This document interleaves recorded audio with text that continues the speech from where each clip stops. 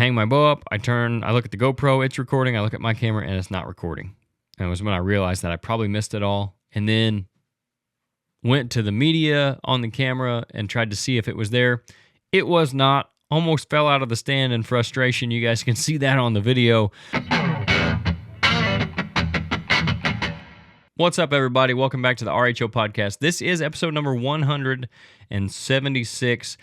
I'm going to be talking about this season, kind of giving you guys a breakdown of how it's gone so far. My best season ever for a lot of reasons. And I'm going to talk about those. And we're not even halfway through it yet. We're only November 17th. There's a lot of season left to go. We've got almost 2 full months of deer hunting left, and I'm going to talk about that as well. This is a solo episode, as you can probably tell.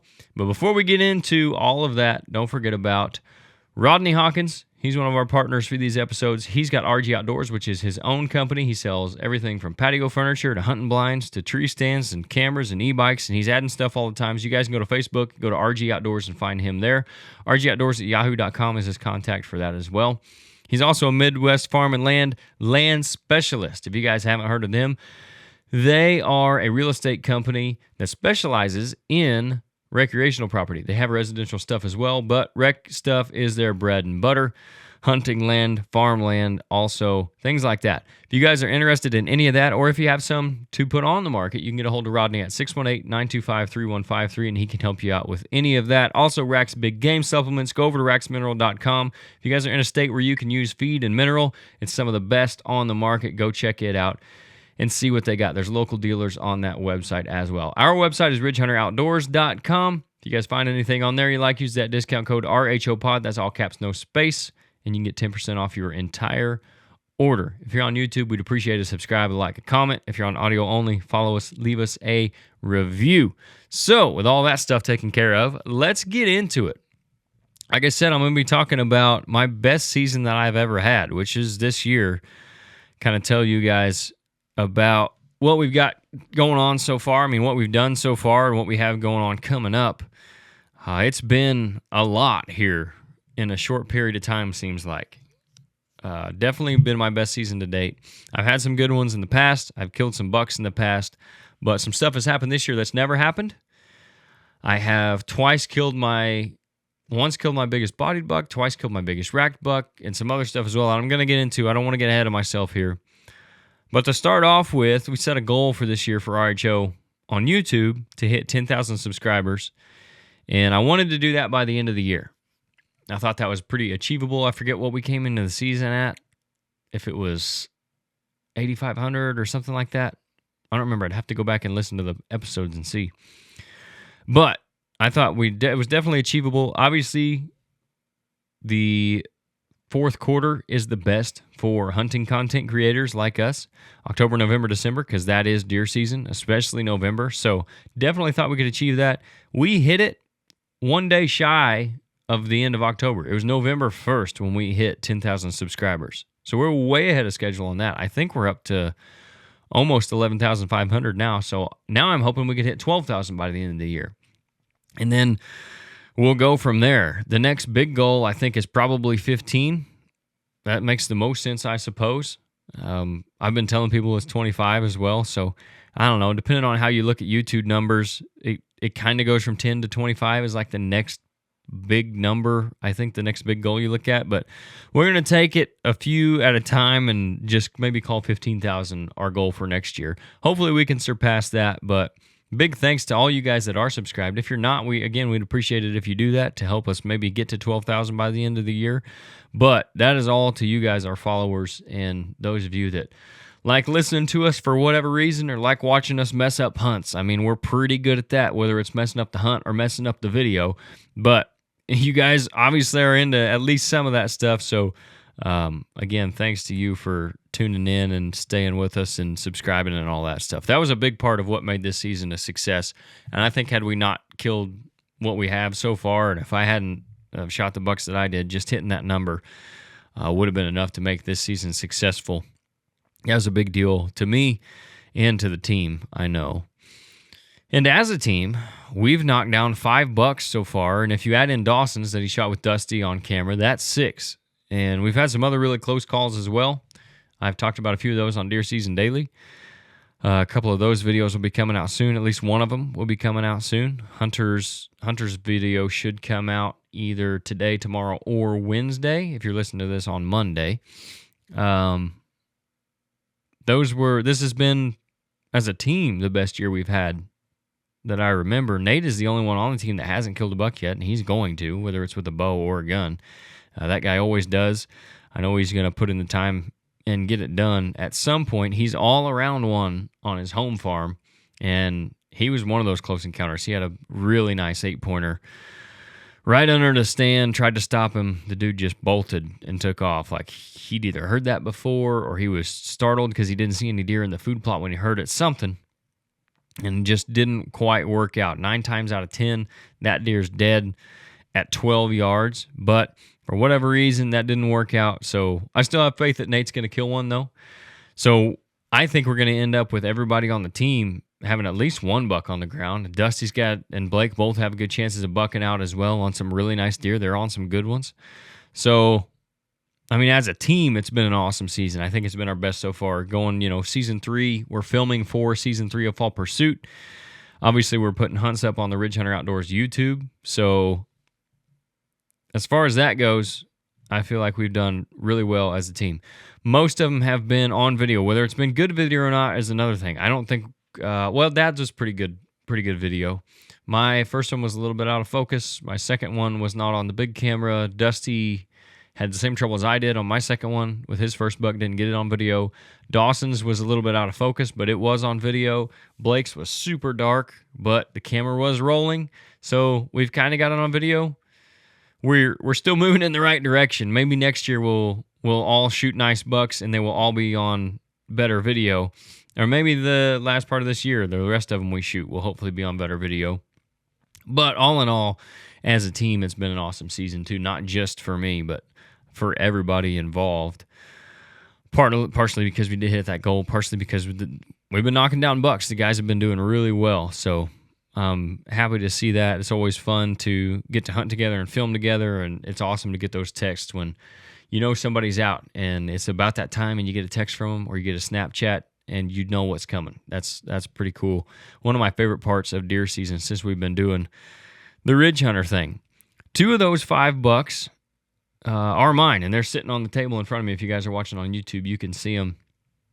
I've got the 8-pointer that I killed in October, and I've got the 10-pointer that I bucked out on November 9th. The one on October 26th was my biggest bodied buck to date, and I think it actually might have been my highest scoring buck. I have another one that was busted up. If he wasn't busted, he for sure would have scored better than this one. But I think this one might have just beat that one because he's got some super good beams on him for an 8-pointer. I mean, they're not like 25 inches, but I think it was 22 and 21 and some change, which is pretty solid for an 8. He's got a busted brow tine, or actually it's almost like he never grew it. But he was a pretty nice deer. Super big bodied. Like I said, my biggest bodied buck. He was 260 pounds on the hoof. And then after that, I ended up shooting my biggest rack buck to date, which was this one. For sure my biggest rack buck. So I might have beat that twice this year. I for sure did once. And that was the 10-pointer. That was on November 9th. That was the one I bucked out on. And it seemed kind of short. Like it kind of felt like a quick season for me, not only because I was done on the 9th as far as bucks go, but I didn't really start until the second week of October. And part of that was it was really hot. Used to, before we started filming for Fall Pursuit, I wouldn't even really hit it hard until maybe the 3rd week of October. And this year, not doing the semi-live Fall Pursuit, but just doing kind of semi-live videos, I felt like I had a little bit more time to wait for some better weather. So I didn't start as early as I have the last couple years.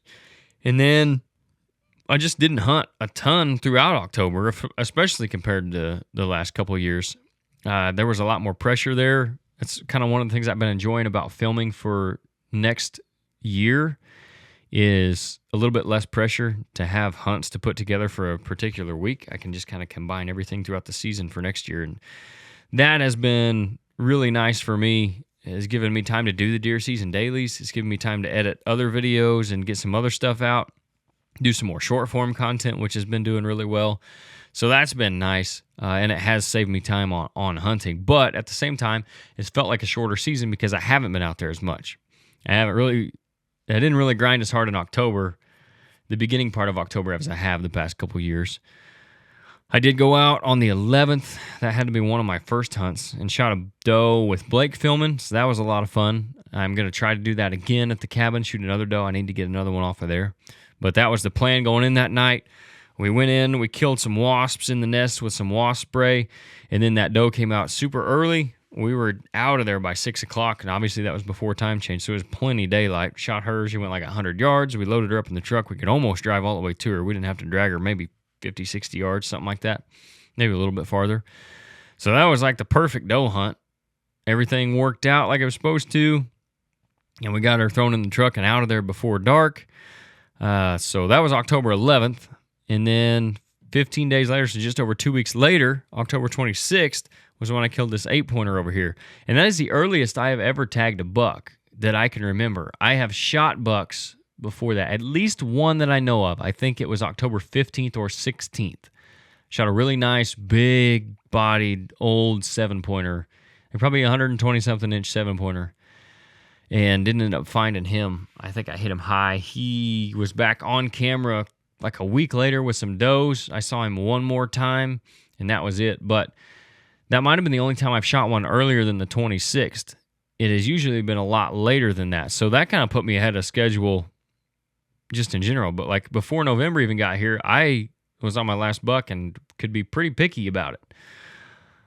On that particular hunt, it was raining, and I debated on whether or not I was going to go, but we had a picture of a buck that would have been similar to this one beside me, maybe a little bit bigger. We think he's probably a little bigger than this one. He might be considerably bigger than this one, but just don't know how big a bodied it is. However, that was the deer I went in there for the night that I was debating on whether to go or not because it was raining. It was warmer, but not too bad. I mean, it was cool enough. I was a little bit bundled up. So I went in, did an interview in the truck because it was raining, walked into the stand, and really ended up seeing deer for most of the hunt. Had some does come by. It took about an hour for them to kind of start moving, but I did see deer after that pretty much the rest of the time. Had a button buck come underneath of me, had 6 or 7 does come out. They actually ended up downwind of me and were blowing at me. And then 20 to 30 minutes later, this guy stepped out. And it was getting towards the last late at that time because I had went out late too, again, because I didn't want to sit in the rain for 3 hours. So, and I was still debating on where to go. So I was out there later. So about 20, 30 minutes after those does left, this guy stepped out close to last light, still raining. It rained the whole hunt.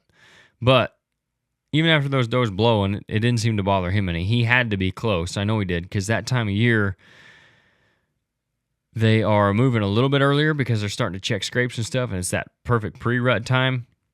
But I know he had to be close because he just popped out, and he was going to work a scrape, I believe, probably the one right in front of the stand. But he came out to the field edge, and I wasn't 100% sure what deer it was because there were like 3 or 4 different 4.5-plus-year-old 8-pointers in that spot, and they would all score about the same as this deer, but he was the only one we had really talked about shooting because we knew he was 5.5 for sure.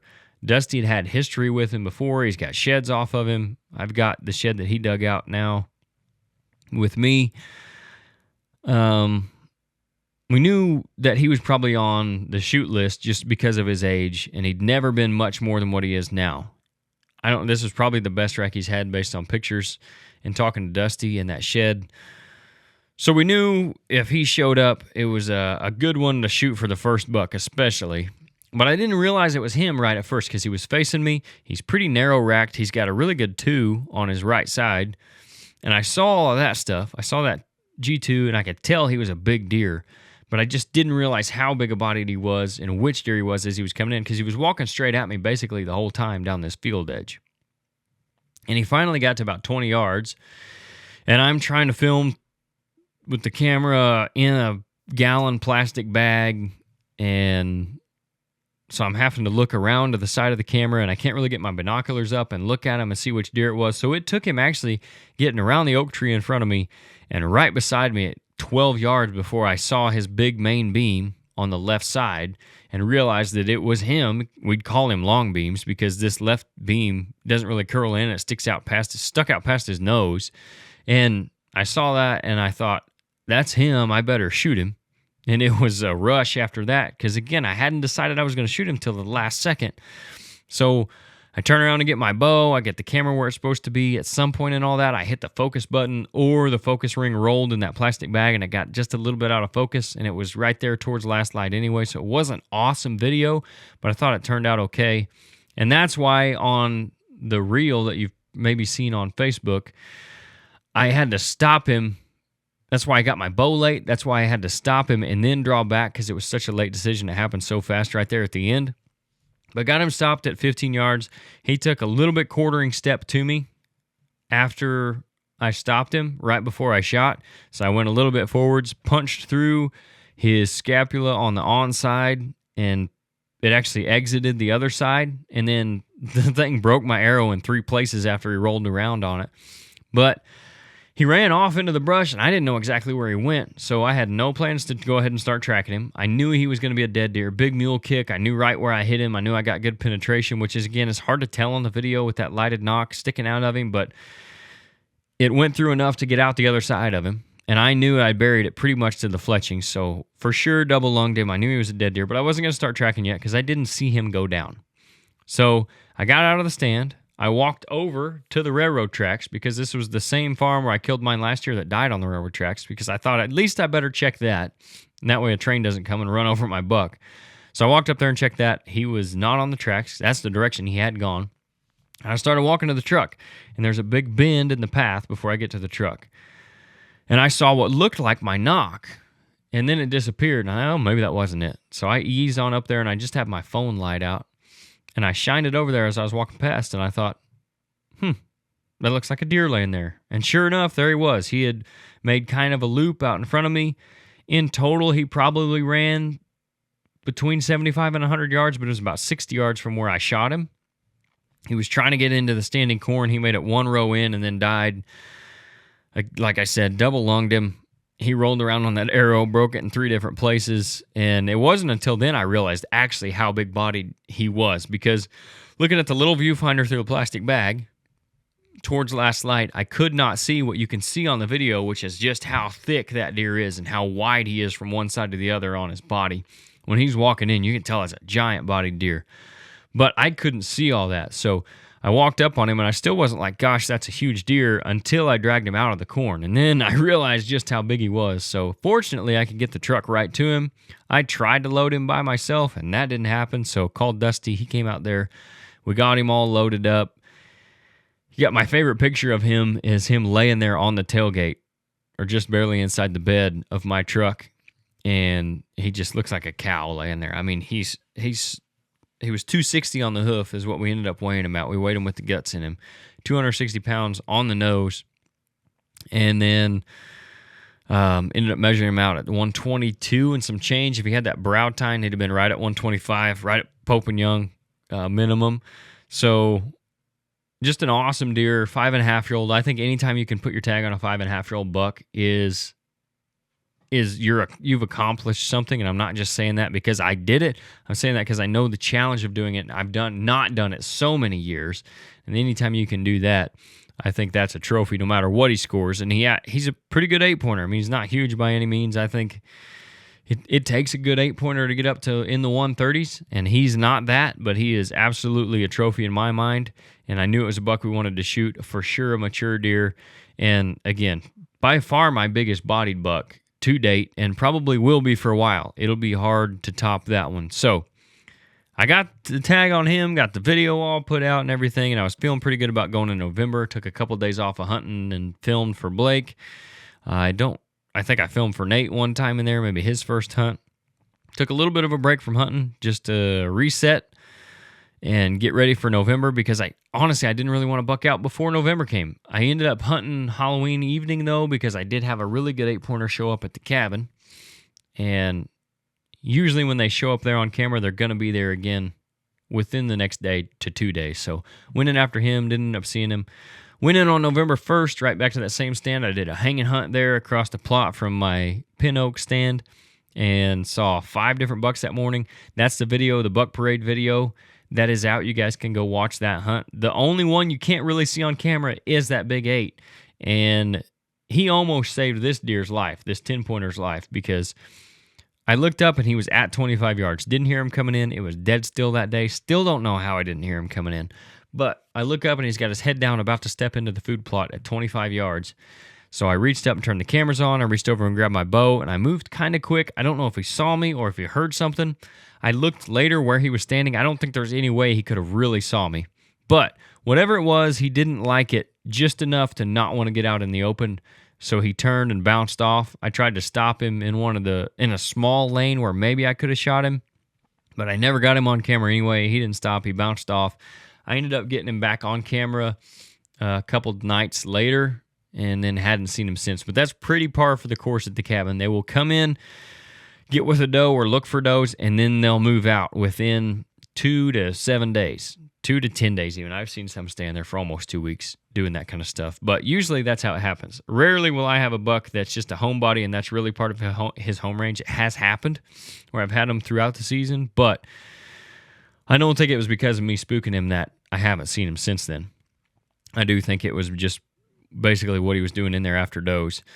So didn't get it done on him. Should have absolutely messed that up, which is, pretty normal for us, especially trying to film.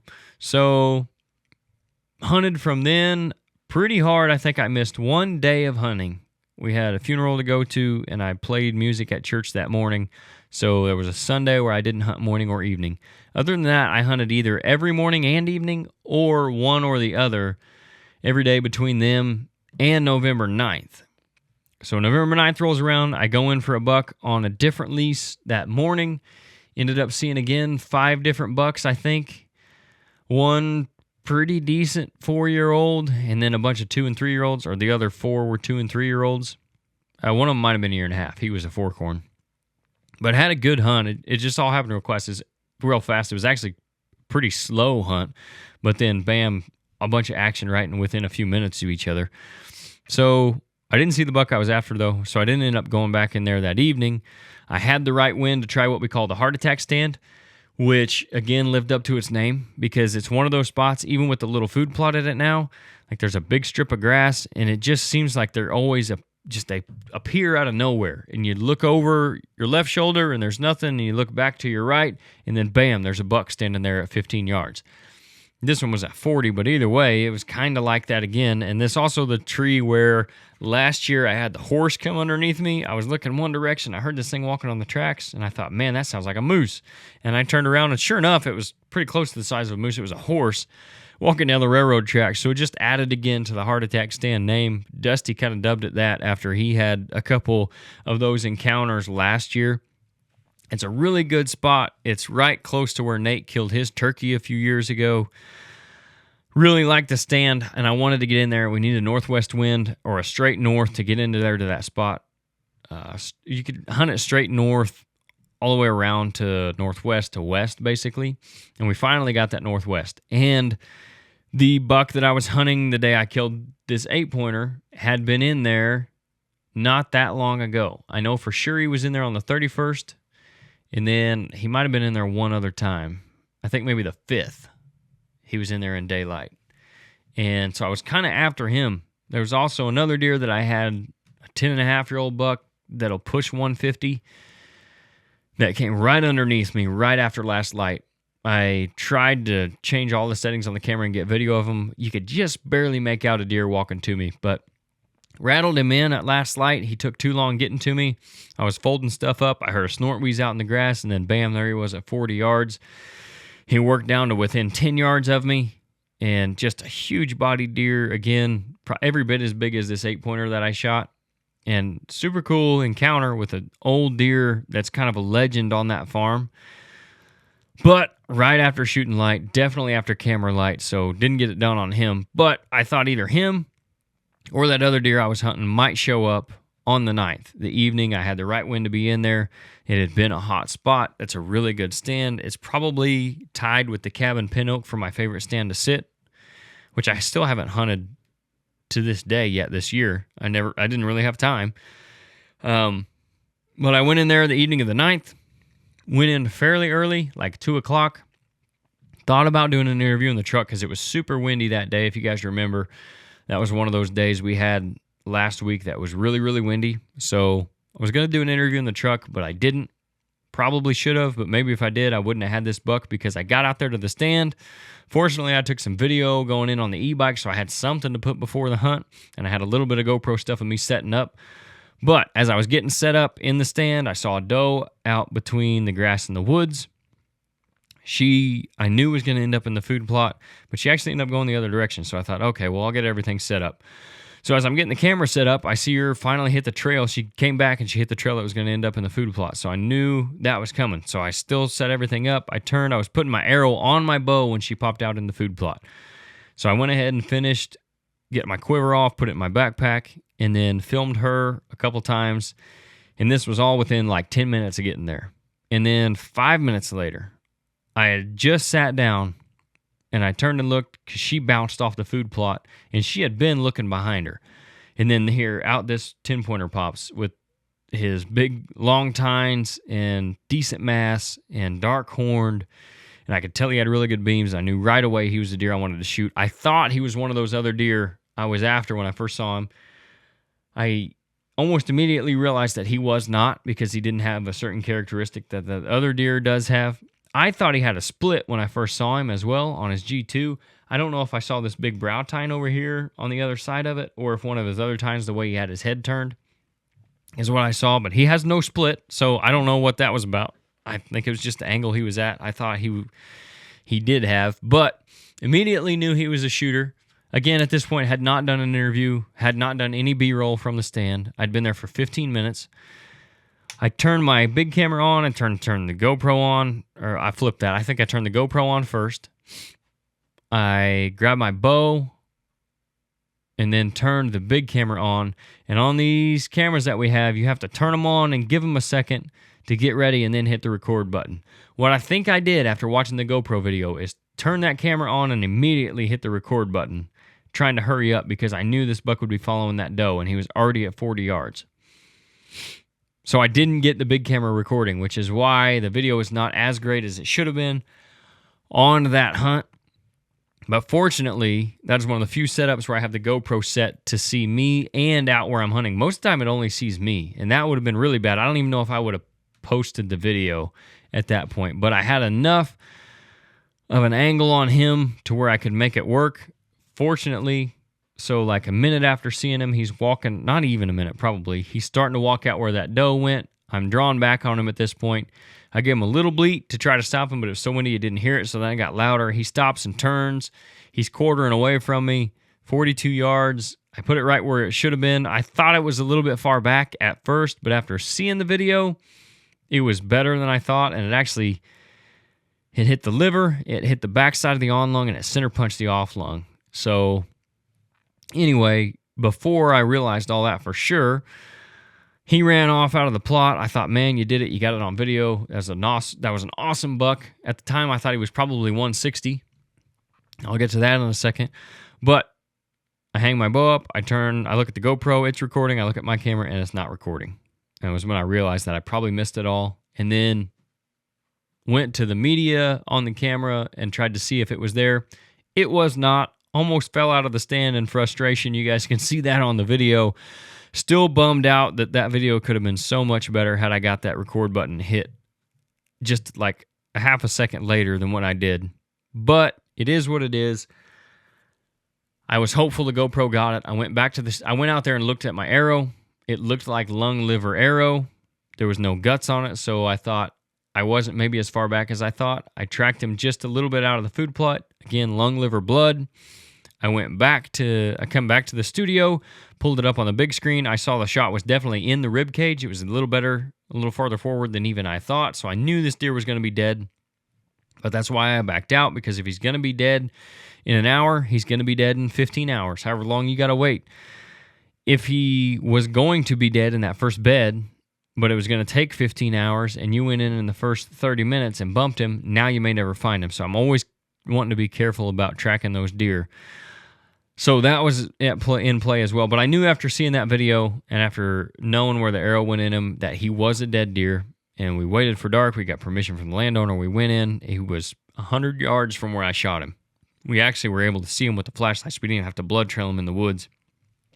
We got in there to our property line on the fence. We saw his direction of travel. We shined the lights up in there. It didn't take us long to find him and recover him and walk up on him and realize he was a really nice deer. And even at that time, we still thought he was probably in the 160 range, but he was not as big-bodied as I thought or as he could have been. I knew he was a mature deer when I first saw him, but I didn't know really how big he was, and I think that played into why he looked even bigger than he is. That happens a lot, that illusion. This deer looked smaller than he was because of his body size. This one looked a little bit bigger than he is. But nonetheless, got him back to the shop, got him all dressed out, ended up scoring him at 150 and 4/8 while he was kind of upside down hanging on the ramp there. I scored him again after I got him on the table and got him where I could actually kind of move him around a little bit. 151 and 4/8 is what we came up with. Again, I was guessing 160 on the hoof, and it turns out it was basically just because of his body size. I mean, a deer that's 150 inches on, a 200-pound buck is going to look considerably bigger. But I wouldn't have not shot him if I knew he was 151 instead of 160. I absolutely still would have shot him because I knew right away he was a shooter buck. My goal for tagging out was a 150-inch buck, and that's what I ended up with. So I'm super happy with this deer. All that said, with those great hunts that I had, and kind of both of them really being not great weather where a lot of guys might sit out, rain on one day, really high, like gusting into the 30, 40 mile an hour range winds on the other day. So that was kind of cool to see. Both those bucks that I shot this year were bad weather days. Biggest bodied buck, biggest rack buck in the same year. Bucked out for the first time ever. I've never been bucked out because, again, most of the deer that I've killed most of the bucks have been, I think the earliest one was maybe the second week in November, somewhere in there. And then the next one was November 28th. And then the other ones I've killed have all been either in December or January. So, first time I've ever bucked out, and it was on November 9th, so early, so didn't really know what to do with myself. But all of that stuff said, the highlight of my season so far, and what's made it my best season, my favorite season, is getting to film Dad shooting his buck. Is his first buck in several years, too. That has been the highlight of my year, is that hunt with him, because it was so much fun. We had a great hunt. It was a hanging hunt. He was in his climber. I was in my lone wolf that's probably 15 years old now. And he's still shooting his 2002 or 3 Bowtech Patriot with his aluminum Easton arrows and a Muzzy 100 grain. And we were probably 10 foot off the ground in the bottom of a little creek bottom on the bottom side of this ridge. And just awesome setup. Like, the video turned out like what I grew up watching. It was so cool. The whole hunt, the whole setup. We saw deer the whole time. We saw 2 nice bucks, including the one that he shot, the 6-pointer that he ended up shooting. And again, he had quit hunting for a while to work at the shop. We had never killed a buck together. So he'd quit hunting for a while, so it had been a while since he'd even killed a buck. It had been 2 years since he killed a deer. And us hunting together had never killed and recovered a deer together. The closest we ever got was he shot a doe one time at the cabin. It made it to the neighbors. We had to stop tracking because that's not a particularly good relationship with that neighbor because of just stuff that I won't get into on here. But he ended up cleaning the deer, and he was at least nice enough to throw the head and the legs and the hide back across the fence. So he had that, but he took all the meat off of it. So that was the closest we had ever been, and I was young at that time. That's the closest we had ever been to killing a deer together. Me shooting or him shooting. I hit a doe one time, hit her high too, that we didn't end up finding.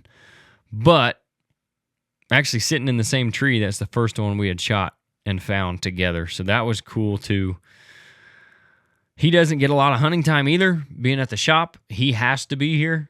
So really he gets to hunt till about maybe the end of the first week of November, and then is pretty much working up here 14, 16-hour days for him until middle, late December, and then he might get to go hunting a little bit more. So I'm hoping he gets to go back out and we can get him a doe or maybe get on another buck somewhere. There's a couple at the cabin that I know he would shoot. And there's a couple at the North Farm I know he would shoot. That would be his biggest deer, I think. So maybe we can do that. But either way, that was my favorite hunt of the year. It's one of my favorite hunts I've ever been on. To be able to be with him when he killed his first buck in a long time in mid-October and to get it all on camera is just really cool. And one of those I'll remember. I'll show my kids and grandkids, hopefully one of these days, the video of me and their grandpa or great-grandpa out there shooting a deer and filling a buck tag in mid-October with some awesome scenery and just an awesome hunt. The deer was at 12 yards when he shot him. He shot him through the back, center punched the right lung. He went 12 yards and then piled up in the bottom of the creek, of course, so we had to get him all the way out of there. We were way back up into the middle of that farm, so it's just a lot of fun. Definitely the highlight of my year to this point. Never mind the bucks that are sitting here on the table. That really made it, for sure, my best season ever. And we still aren't done yet. Like I said, we still have tags to fill. Dusty's got a tag to fill. Nate's got 2. Blake's got 1. Dad's got another one. Hopefully we can get him back out. I'd love to get Hunter her first bow buck. I've been out filming when I can, which is a lot of fun. I always enjoy getting to hunt with those guys.